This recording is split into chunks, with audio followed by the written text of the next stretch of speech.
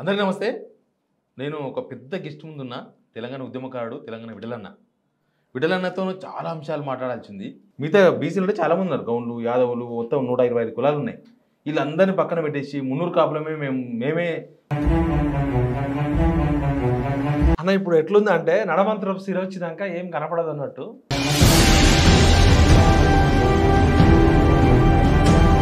రెడ్లకు ఉచ్చతాపిస్తాం మాట్లాడారు కదా. మీ సమస్యకు సంబంధించిన వాళ్ళే మాట్లాడింది. ఇట్లాంటి బల్పు మాటల వల్ల, అహంకారం మాటల వల్ల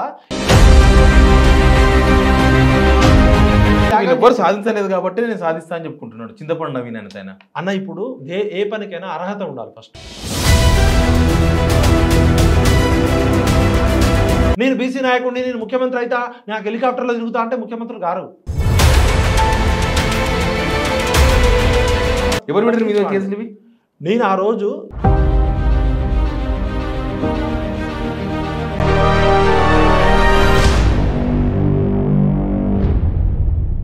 మీరు కూడా మున్నూరు కాపు కాబట్టి క్వశ్చన్ చేస్తున్నాను అన్న. ఈ మధ్య కొంత ఉత్తర లాంగ్వేజ్ తెర మీదకి వచ్చింది. మున్నూరు కాపు సామాజిక వర్గమే ఒక పటేల్ టైప్. అందువల్ల పటేల్ రెడ్డిలతో సమానంగా ఉంటారు. కానీ మీరు కూడా ఇంకా బీసీల నాయకత్వం వహిస్తాం. మిగతా బీసీలు అంటే చాలామంది ఉన్నారు. గౌండ్లు, యాదవులు, మొత్తం 125 కులాలు ఉన్నాయి. వీళ్ళందరినీ పక్కన పెట్టేసి మున్నూరు కాపులమే మేమే మొత్తం అందరినీ టేకప్ చేస్తాం. మీరు పటేలే కదా అన్న. ఇప్పుడు ఎట్లుందంటే నడమంత్రం సిర వచ్చినాక ఏం కనపడదు అన్నట్టు. అవగాహన లోపంతో కొంతమంది ఈ మధ్య వాళ్ళు ఏం మాట్లాడుతున్నారో వాళ్ళకి తెలియట్లే అన్న.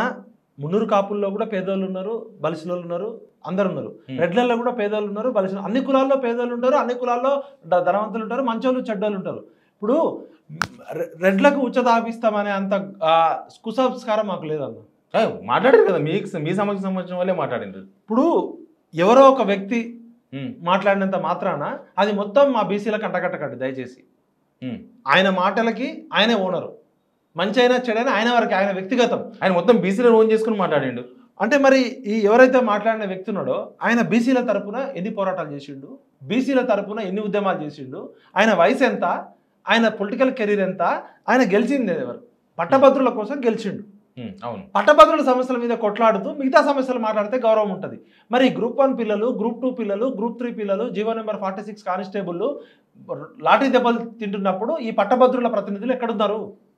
కోర్టు కేసులకు డబ్బులు లేక వాళ్ళు ఇబ్బంది పడుతున్నప్పుడు హెలికాప్టర్లలో తిరుగుతున్న నాయకులు ఎందుకు డబ్బులు ఇవ్వలే? మరి నువ్వు పట్టభద్రుల తరపున గెలిచినావు కదన్నా. మరి ఇప్పుడు హెలికాప్టర్లో తిరుగుతున్నారు కదా మీ వాళ్ళు కూడా.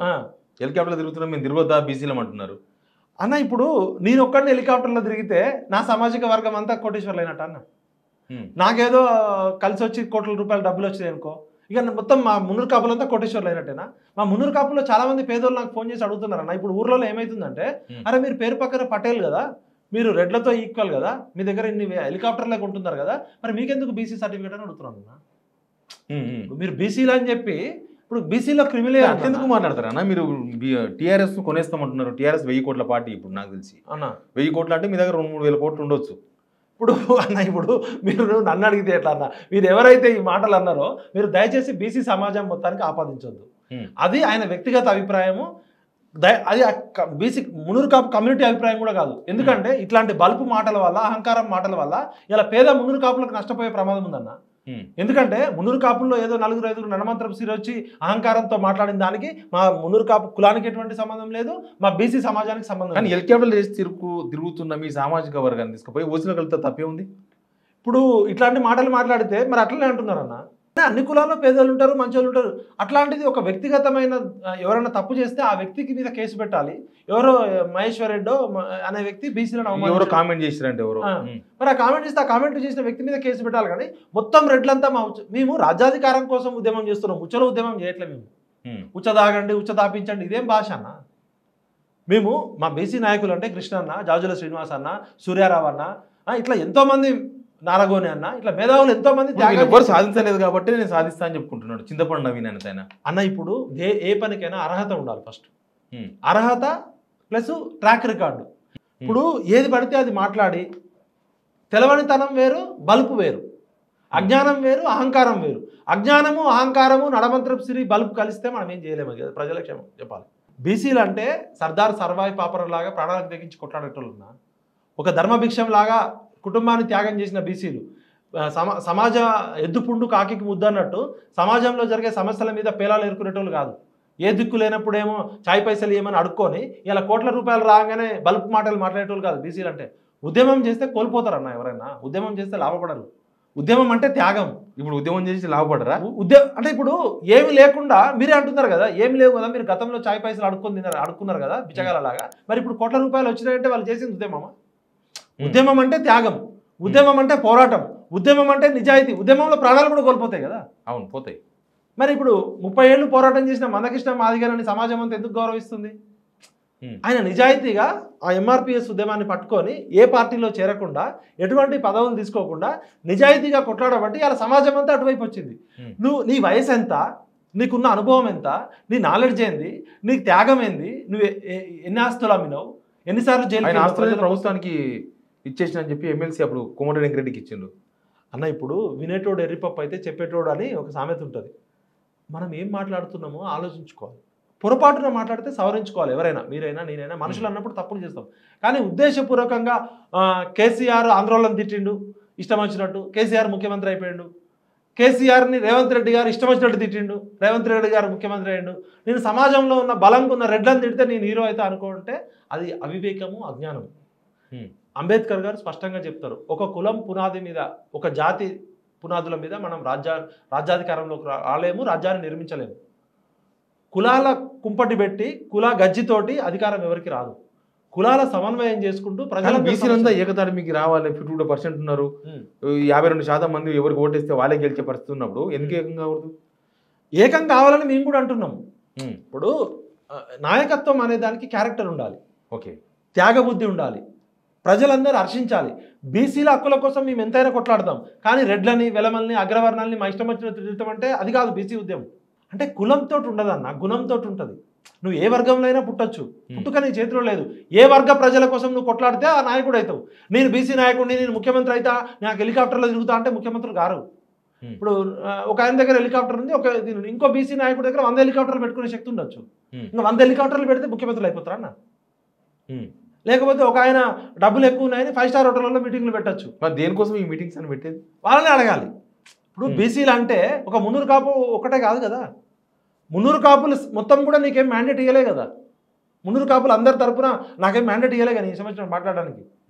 బీసీలు అంతా నాకు రాసిచ్చిర్రా? ఇంకా మా బీసీలు అందరికీ నువ్వే నాయకుడివి, ఇంకా మాకు నువ్వు తప్ప ఎవరు లేరు నాయన, నీ అంత పోరాట ఎదురు ఎవరు లేరు, మా బీసీల తరపున చేయని ఆయనకి ఏమన్నా చెప్పిర్రా? ఏదో 4 డబ్బులు రాగానే ఇక ఇష్టమైన పైసలు ఎట్లా వచ్చినాయో ఆయన అడగాలి. నేనేమంటున్నా అంటే బాధ్యత, సరైన అవగాహన ఉంటే సరైన ఆలోచన ఉంటుంది. నీ అవగాహనలోనే లోపం ఉండి నువ్వు ఇష్టం వచ్చినట్టు మాట్లాడితే ఇలా బీసీ సమాజంకి రెడ్డి సమాజం మధ్య కావాలని ఒక విద్వేషాలు రెచ్చగొట్టినట్టుంది కదా. ఇలా రెడ్లల్లో అందరూ అగ్రవర్ణం 1000 కోట్లు ఉన్నోళ్ళు లేరు, అందరూ ప్రజల్ని ఇబ్బంది పెట్టినట్టు లేరుగా. అక్కడక్కడ అన్ని కులాల్లో మంచోళ్ళు చెడ్డలు ఉంటారు. ఇవాళ వీర తెలంగాణ సాయుధ పోరాటానికి నాయకత్వం వహించింది రెడ్లు. అక్కడ కులం బట్టి వేయలే. ఇవాళ ఆయన నక్సలైట్ ఉద్యమాల్లో నల్లా ఆదిరెడ్డి, సంతోష్ రెడ్డి గారు, సురవరం ప్రతాప్ రెడ్డి గారు ఎంతమంది తమ భూములను అమ్మి తమ కుటుంబాలను కోల్పోయి సామాజిక విప్లవాల్లో పనిచేయలే. ప్రోగ్రెసివ్ ఐడియాలజీ ఉన్న అన్ని కులాల్లో, అగ్రవర్ణాల నుంచే కదా మార్పు వచ్చింది. బ్రాహ్మణులలో, కర్ణాలలో, వెలమాస్లో, రెడ్డిస్లో, కమ్మాస్లో ఎంతోమంది ఇక్కడ కమ్యూనిస్ట్ ఉద్యమాలకి తమ జీవితాన్ని త్యాగం చేశారు కదా. అంటే వాళ్ళ త్యాగాలన్నీ అవమానిస్తున్నావా?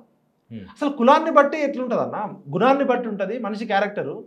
ఇప్పుడు నువ్వు శివారెడ్డి, నేను విఠల మున్నూరు కాపు, మన ఇద్దరి మధ్య స్నేహం ఉంటుంది. లేకపోతే నువ్వేమైనా తప్పు చేస్తే అంతవరకు శివారెడ్డి వరకే ఉంటుంది తప్ప మొత్తం శివారెడ్డి తప్పు చేసింది కాబట్టి రెడ్లందరినీ తిడితే ఊరుకుంటావా? ఆ హక్కు ఉందా నాకు? లేకపోతే విఠల తప్పు చేసింది కాబట్టి మున్నూరు కాపులు అందరినీ తిడతారా మీరు? ఏ వ్యక్తి అయితే తప్పు చేసిండో ఆ వ్యక్తి యొక్క తప్పును సమాజం ముందు దృష్టి పెట్టాలి. అది వ్యక్తిగతమైన విషయం. ఒక వ్యక్తి పొరపాటున ఏదైనా కామెంట్ చేస్తే ఆ వ్యక్తిని కార్నర్ చేయాలి. మొత్తం కమ్యూనిటీని కార్నర్ చేస్తే ఎట్లన్నా? ఇప్పుడు నేను ఇలా మొన్న పొరపాటున ఎస్సీ వర్గీకరణను వ్యతిరేకించేటోళ్ళంతా సామాజిక ద్రోహులు అన్న. నా మీద 100 మంది మాలలు కేసులు పెట్టిర్రు, తిట్టిర్రు. నేను ఏమంటే నా దగ్గర ఉన్నాయి, అగో చూడండి, ఎఫ్ఐఆర్లు పెట్టిర్రు. నేను ఎక్కడ కూడా మాలలు అనే పదం వాడలే. మాల ఎవరు పెట్టిన మీద కేసులు ఇవి? నేను ఆ రోజు సోమాజిగూడ ప్రెస్ క్లబ్లో మన పృథ్వన్న కొంతమంది మేధావులు ఎస్సీ వర్గీకరణకు మద్దతుగా ఒక మీటింగ్ పెట్టారు. ఒక జర్నలిస్ట్గా, సామాజిక తెలంగాణ కోరుకునే ఒక తెలంగాణ కార్యకర్తగా ఎస్సీ వర్గీకరణ రాజ్యాంగబద్ధమైనది. సుప్రీంకోర్టులో ఉన్న 7 జడ్జీలలో 6 సపోర్ట్ చేసిర్రు, 3 జడ్జీలు కమిషన్లు ఇచ్చారు. గతంలో చంద్రబాబు నాయుడు గారు ప్రభుత్వం ఉన్నప్పుడు జస్టిస్ రాజేంద్ర కుమార్ కమిషన్ ఇచ్చింది సబ్జెక్టు కరెక్షన్. తర్వాత మన్మోహన్ సింగ్ గారు ఉన్నప్పుడు ఉషా మెహ్రా కమిషన్ ఇచ్చింది. ఇదే సుప్రీంకోర్టు 2014 గతంలో ఒక తీర్పు ఇచ్చింది. ఎస్సీలని వర్గీకరించాలంటే ఆర్టికల్ 341 ప్రకారము ఎస్సీ కులాలన్నీ ఒకే జాతి సమూహము, దీనిలోని చేయము అని చెప్పింది. తర్వాత ఇదే సుప్రీంకోర్టు ఫుల్ బెంచ్ రాజ్యాంగ ధర్మాసనము ఎగ్జాంపుల్ కూడా చెప్పింది. మామిడి పండ్లన్నీ ఒకటే, మామిడి పండ్లన్నీ ఒకే జాతి పండ్లు, కానీ మామిడి పండ్లలో కూడా రకరకాల తోటల నుంచి రకరకాల పండ్లు వస్తాయి. ఇప్పుడు మన ఊర్లలో పల్లెటూర్లలో పశువులన్నీ ఒక దగ్గర వేస్తే మేతేస్తాం. బలంగా ఉన్న పశువులు, బలంగా ఉన్న ఆవులు ఎక్కువ తింటాయి. ఈ లేగదూడలకి చిన్న పిల్లలకి దొరకవు.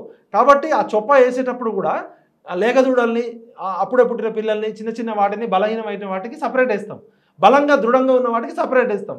ఈ ఎగ్జాంపుల్ చెప్తూ ఎస్సీ అనేది ఒక సజాతి సమూహమే, అయినప్పటికీ దానిలో కూడా అంతరాలు ఉన్నాయి, హోమోజీనియస్ కమ్యూనిటీ కాదు. ఇప్పుడు దానికోసమే కదా వర్గీకరణ చేసిన, దానికోసమే వర్గీకరణ చేశారు. వాళ్ళు ఏమంటారు అంటే ఇంకా అసంతృప్తి ఎందుకు? అసంతృప్తి కాదన్న, అక్కడ ఏమైందంటే వాళ్ళు తీసుకున్న స్కేలు మొత్తం 15% రిజర్వేషన్లు ఎస్సీలకి. 15% రిజర్వేషన్ గాను 54 లక్షల మంది 2011 లెక్కల ప్రకారం ఎస్సీలు మొత్తం 54%, 54 లక్షల మంది, ఒక 55 లక్షలు అనుకున్నాం. దానిలో ఏ గ్రూపు, బి గ్రూపు, సి గ్రూప్గా డివైడ్ చేశారు. గతంలో ఏబిసిడి ఉండే. ఇక్కడ షమీమ్ అఖ్తర్ గారు ఇచ్చిన రిపోర్ట్లో నేను సైంటిఫిక్గా స్టడీ చేసిన, ఓపెన్ డిబేట్ ఎవరితోనైనా మీరు మీ ఛానల్కి పిలవండి. ఓకే, 1% అత్యంత వెనుకబడిన గ్రూప్ని ఏ గ్రూప్గా పెట్టించారు. మొత్తం 54 లక్షలలో బాగా వెనుకబడిన గ్రూపు ఏ గ్రూప్ అని పెట్టారు. ఏ గ్రూప్లో 1% రిజర్వేషన్ ఇవ్వడానికి 1,71,000 స్కేల్గా తీసుకున్నారు. 1% రిజర్వేషన్ ఇవ్వాలంటే 1,71,000 మంది ఉండాలని. దానిలో కొన్ని కులాలు పెట్టారు, 14-15 కులాలు పెట్టారు. బి గ్రూప్లో మాదిగలు ఎక్కువ మంది ఉన్నారు, 33 లక్షల మందికి, 34 లక్షల దగ్గర 34 లక్షల మందికి 9% రిజర్వేషన్ ఇచ్చారు, 18 కులాలు కలిపి. సి గ్రూప్లో మాలలు ఉంటారు, మాలలతో పాటు ఇంకొక 25 కులాలు. ఈ 26 కులాలు కలిపి వాళ్ళు మొత్తం జనాభా 17 లక్షలు. దానిలో 15.5 లక్షలు మాలలే ఉంటారు, మిగతా 2.5 లక్షలు యాడ్ చేసి పెట్టారు.